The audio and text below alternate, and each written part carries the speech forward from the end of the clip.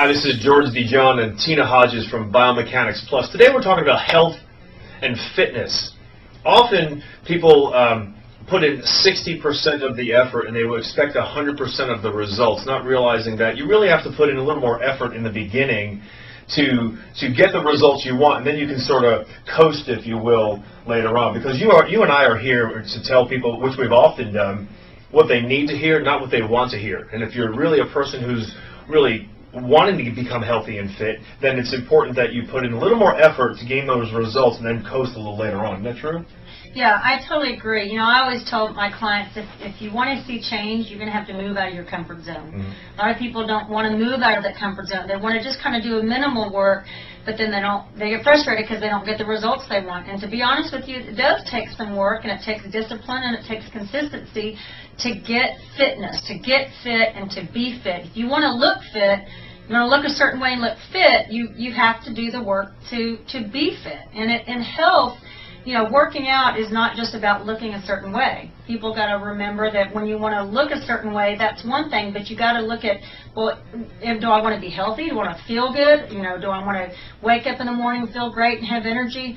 So you got to think about your workouts as being more about your total health. I think, you know, we also look at people and say, well, that person looks healthy or this person looks fit. And we may not realize that a size is not necessarily the factor. My example is we often see runway models who are very thin, and to a fitness expert, that's not necessarily healthy just because you're thin. And if you have maybe 15 pounds to lose, you're not necessarily unhealthy because you can be fit and fat at the same time. But obviously there's extremes here. Yeah. And so, you know, you shouldn't necessarily look a certain way or see a certain person and say, well, that person's healthy and fit, I want to look like them.